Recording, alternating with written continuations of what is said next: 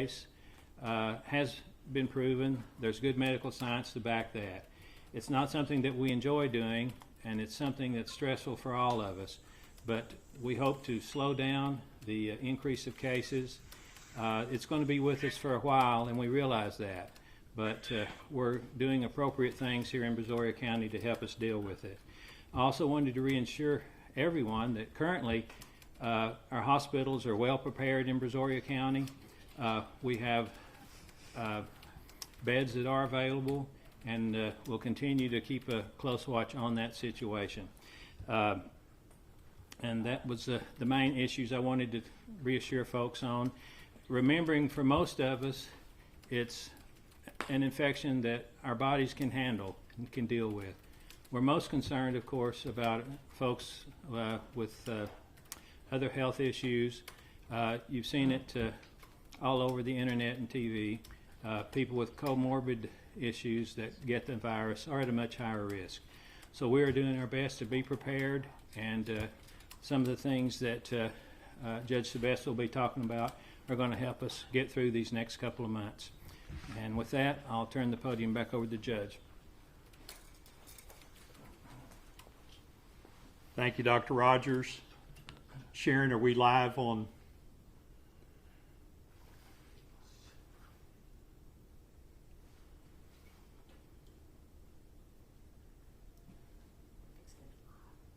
All right, do we need technical difficulties? Okay. Do we need to we need to start over? Okay.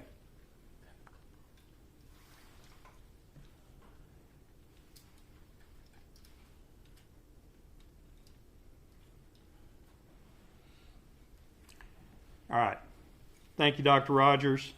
Now I'd like to ask Kathy Spruce, our Public Health Director, to come up and give us an update as well. Kathy's background as an infectious disease professional has been invaluable during this public health emergency. Kathy? Thank you, Judge. Good afternoon. I'm here to give you a little update that we have had a recent jump in cases, and as Dr. Rogers pointed out, we are up to 33. We've had 5 new cases today, and we identified 9 yesterday. Most of the cases have been stable and are just providing self-care at home while isolating themselves from the public. 3 of them were hospitalized but were released to home in stable condition. This is a very contagious disease, and contact with just one infected person can spread the disease. I urge you not to become complacent with your behaviors. It is absolutely critical that you follow the recommendations that have been set forth to stop the spread of this disease. For businesses that continue operating, please find ways to eliminate congregating of people on your job sites. For example, meetings rooms, lunch rooms. We do continue to get reports from facilities that say large groups are gathering for these types of activities, and we need you to find alternative methods. You must maintain social distancing. We need you to stay at least 6 feet apart from other people. Anyone who is sick with COVID-19 symptoms should stay home. If someone in your household has tested positive for COVID-19, keep the entire household at home. If you are an elderly person or a person with a serious underlying health condition that can put you at increased risk, we ask that you please stay home and away from other people. Thank you. Thank you, Kathy. And I appreciate both Dr. Rogers and Kathy joining me this afternoon. Early this afternoon, I issued the Brazoria County Stay Safe at Home order, which will take effect at 6 p.m. tomorrow, Thursday, March the 26th, and go through 11:59 on April the 3rd, 11:59 p.m. Before going into details on that, I'd like to thank Dr. Rogers, Ms. Spruce, the Brazoria County District Attorney's Office, my staff, and especially the rest of Commissioners Court for all of their input in crafting this order to be a best fit for Brazoria County. This action is not being taken lightly. I've received advice from our local medical community as well as from folks in the Texas Medical Center prior to taking this action. As we see the number of cases rise locally, statewide, and throughout the nation, the advice across the board has been to take action to slow the spread of this disease down, and that is the task before us. The reasons to take this action: 1, let's not overwhelm our healthcare system. 2, we need to allow manufacturing to catch up on the production and manufacturing of personal protective equipment to protect our healthcare providers. Allow doctors to find the best courses of treatment for patients who have COVID-19, and to allow the medical community more time to research and hopefully produce vaccines for this disease. We all of us here in Brazoria County need to work together to stem this rising tide. And by working together as a community, I believe that we can make that happen. The actions being taken today will hopefully lessen the overall impact to our local economy and our community. All efforts being taken are to shorten the duration of this so that it is not a long, prolonged event that will have more lingering and long-term effects on our community. And by working together, we can all do that together. The order I signed defines essential businesses that may remain open during this event. We didn't just pick and choose businesses. We used some guidance from the Department of Homeland Security to identify those essential businesses that may remain open throughout the duration of the order. One of the things I want to stress to our local citizens: you may still go to the grocery store to pick up your groceries. We encourage you to use delivery if you can, or the curbside pickup. You may still go to the pharmacy to pick up your medicines. Highly encourage you. You may still be able to go on your walk through your neighborhood, to go biking, hiking, and jogging. We encourage you to do those things. Just don't do them in groups. Do them solitarily.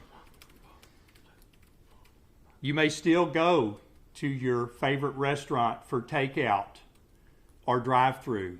I highly encourage you to support our local businesses while we go through this event.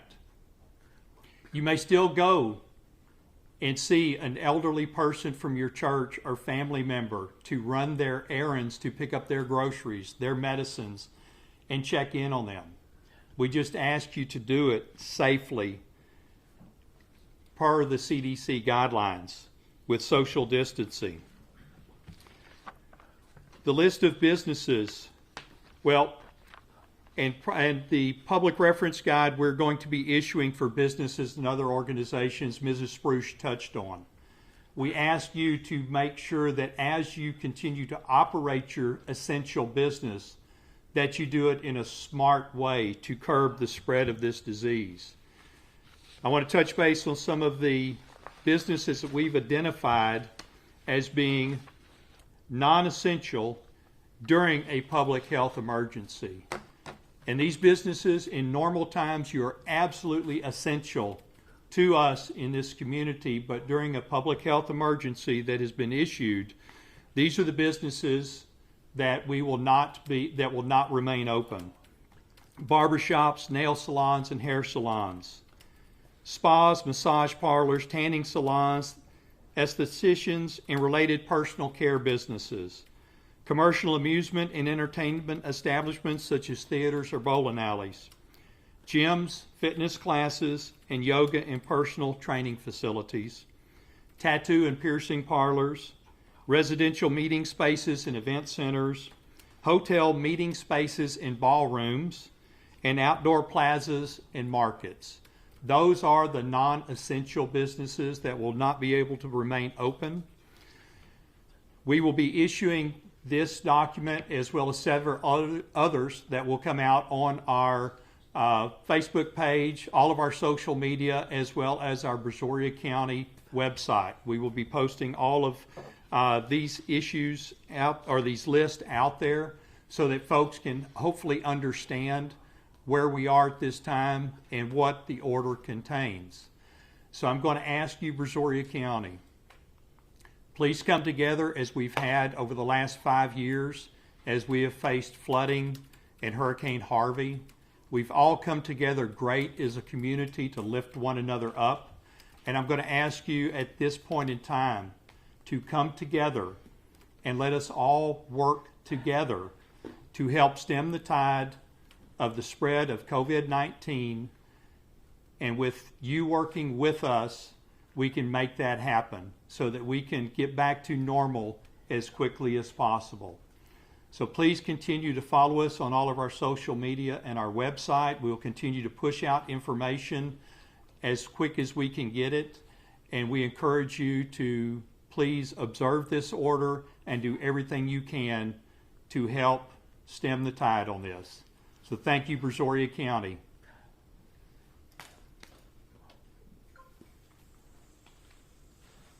Got it? Okay. How do you pronounce your name? Joey? Mine, Sebesta. Sebastian, thank you so much. The photographer needs to just grab our mic real quick. Okay, And great. Go live at the top of the 5, so we want to get out of the way of that. Thank you. Okay. Judge, we'll ask some questions as we're doing the poll right now. Obviously, the big message for residents right now with this order going into place, to sum it up in a nutshell for folks watching. Let's all work together. Let's be smart. We can do this, and a good majority of our citizens are already doing so of their own volition. They have heeded the messages that have come from the World Health Organization. They've come out of the White House. They've come from the CDC. It's come from the state.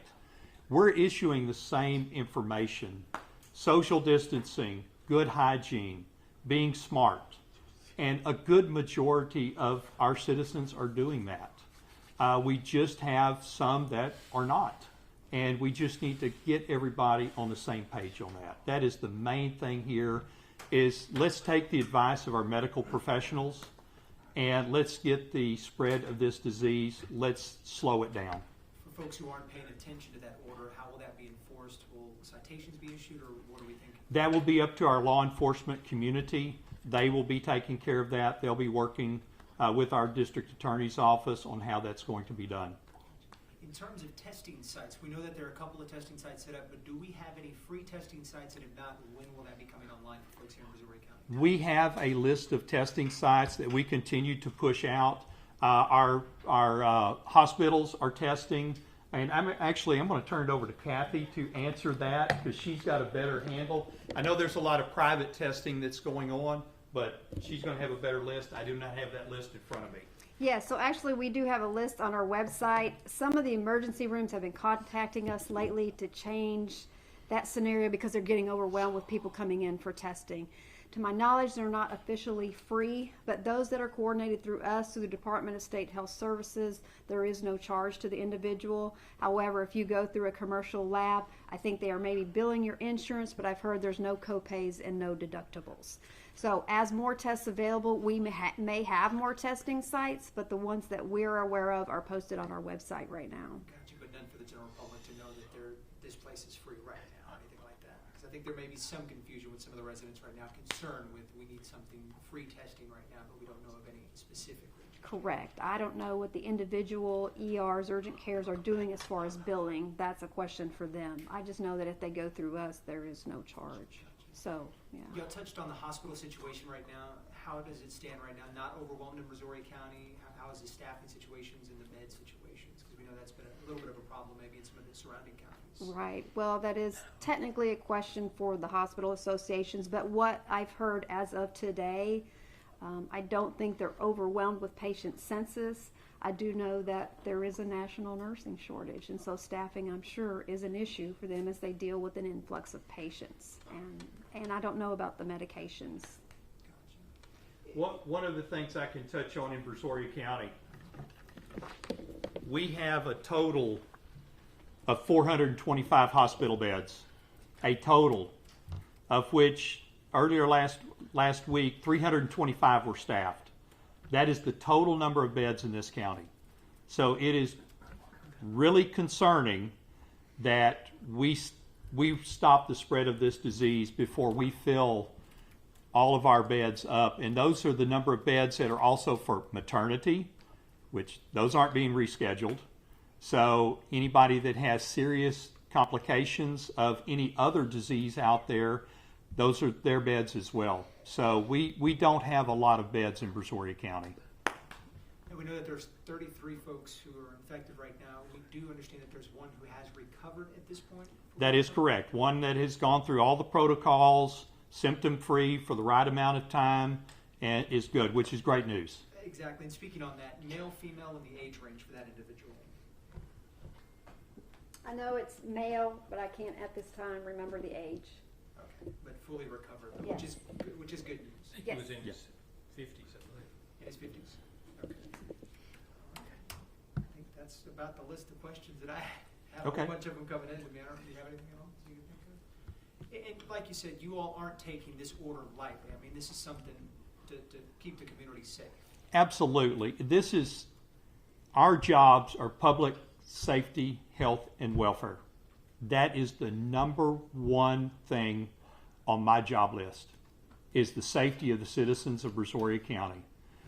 Over the last 5 years since I've become county judge, we have had 5 floods in this county. We've not had a single death from a flood, from Harvey, any of those things. That is the thing that I am most proud of. This is going to be a bigger challenge than any of that flooding. And so we take this extraordinarily serious. And I'm hoping that our citizens will take it just as serious. Thank